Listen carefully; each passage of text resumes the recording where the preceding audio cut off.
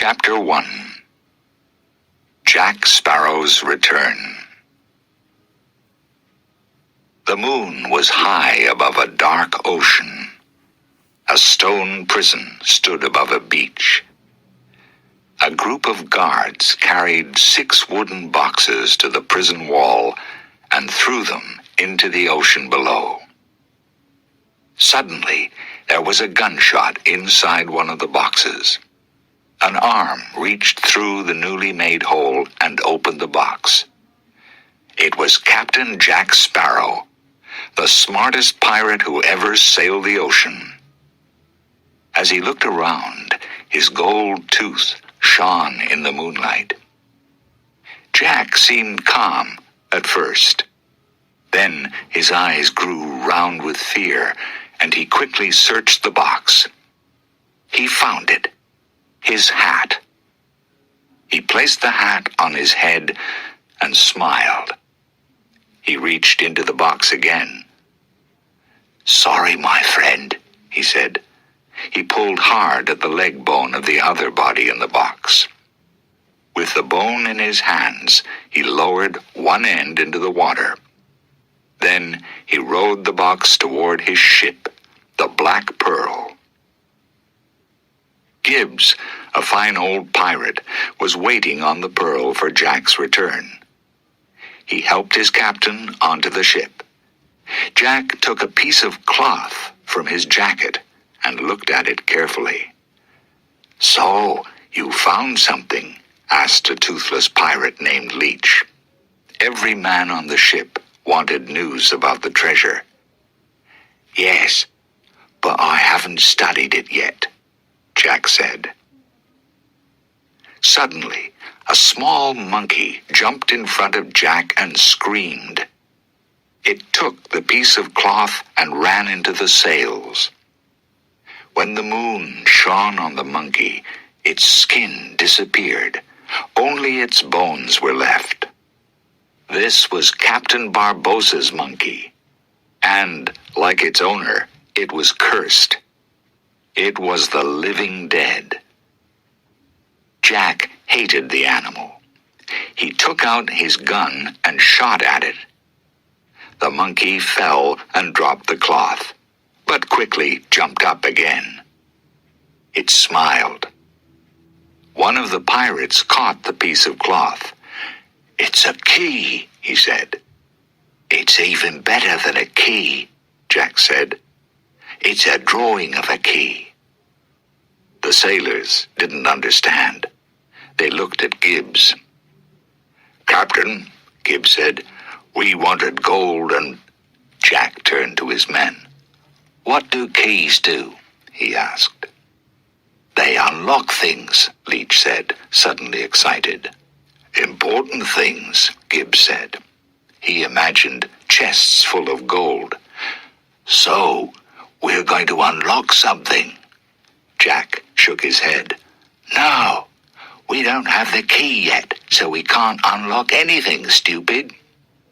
The sailors looked at Jack.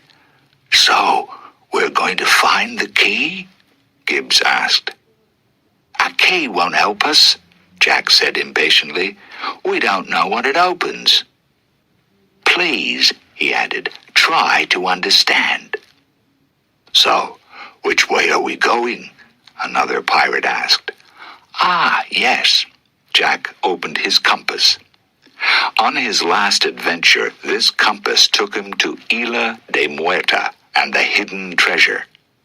But this time, he seemed unhappy when he looked at it. He closed it quickly and waved his arm. "Pull up the sails. Let's go that way," he finally said, pointing toward the ocean.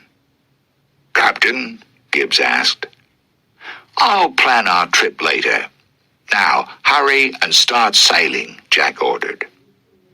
The men were unhappy, but prepared to sail. "The captain's acting a little strange," one pirate said quietly to Gibbs.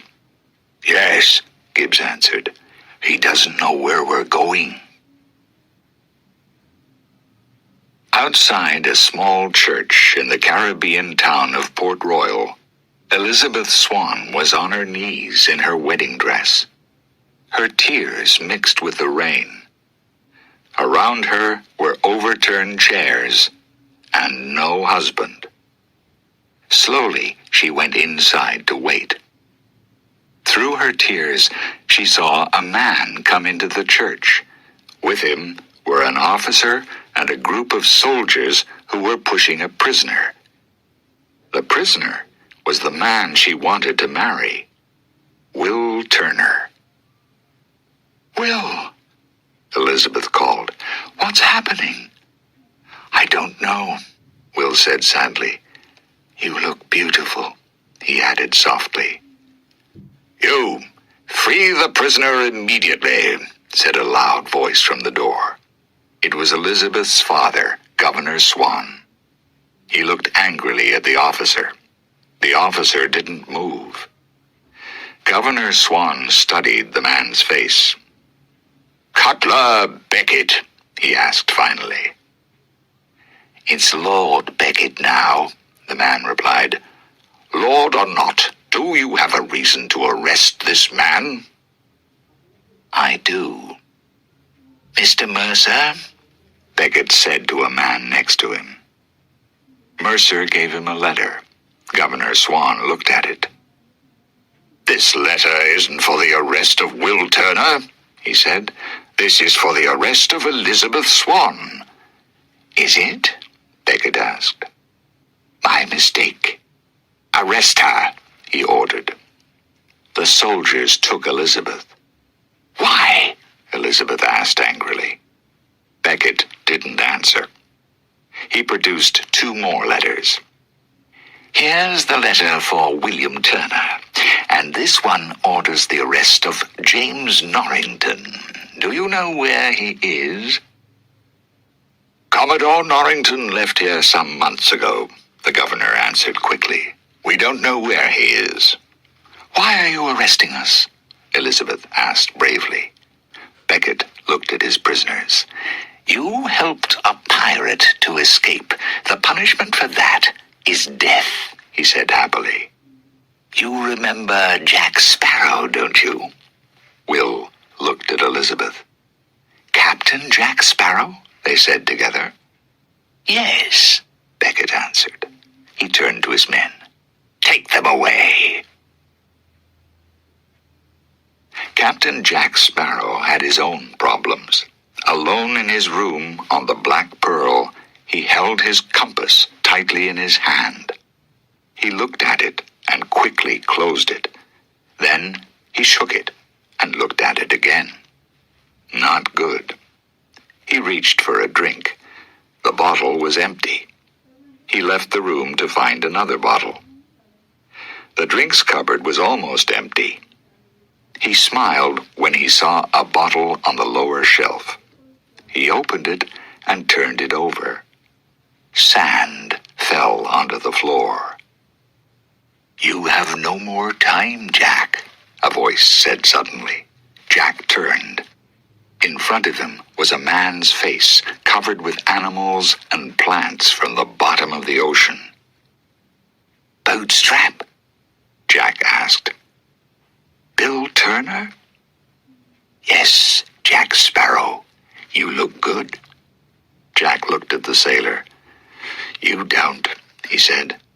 "Is this a dream?" "No," Bootstrap said. He gave Jack a drink. "You got the pearl back," he said. "Your son helped me," Jack told him. Now Bootstrap was surprised. "William? A pirate?" "Yes," Jack said. "He's too honest, though," he added. "So, why are you here?" "Davy Jones sent me," Bootstrap answered. "I'm sorry that I fought against you. Everything went wrong after we took your ship. I was cursed, and at the bottom of the ocean. I couldn't move, and I couldn't die." Jack looked afraid. "Then Davy Jones came to me and made an offer. If I spend 100 years on his ship, I can rest after that." Bootstrap looked at his old captain. He wants you. He owns you too, Jack. He lifted the pearl from the ocean floor for you. You were her captain for 13 years. Jack started to speak, but Bootstrap stopped him. You can't stop the curse, he said. Your soul will spend a lifetime on his ship.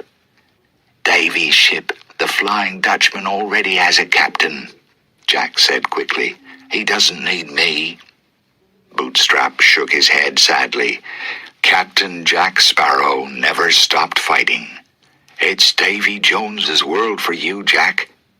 Jones will send his monster, the Kraken, and pull the pearl back down to the bottom of the ocean, and you with it. Any idea when? Jack asked. He tried not to sound worried. Bootstrap lifted his arm and pointed to Jack's hand. Jack stepped away, but it was too late. There was a black mark on his hand.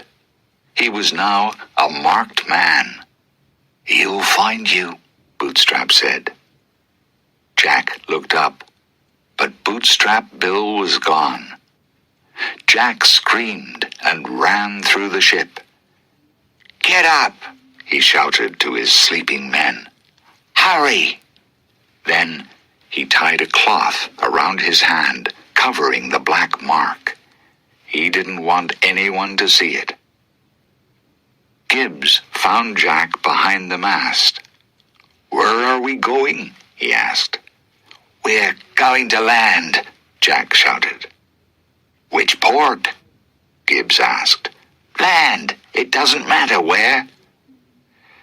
The monkey jumped down from the mast onto Jack's shoulder and knocked his hat into the ocean. Jack's hat! Gibbs cried to the other men. He knew the captain loved his hat. Turn the ship around. No, Jack said quickly. Leave it. His men were surprised. Gibbs turned to Jack. What's coming after us? He asked quietly. Captain Jack Sparrow's hat sailed far away from the Black Pearl. A sailor on a fishing boat picked it up. He liked it and put it on his head. When another sailor tried to take it from him, the two men began to fight. Suddenly, the boat shook. The sailors looked around, then down at the hat. They tried to throw it into the ocean. Too late.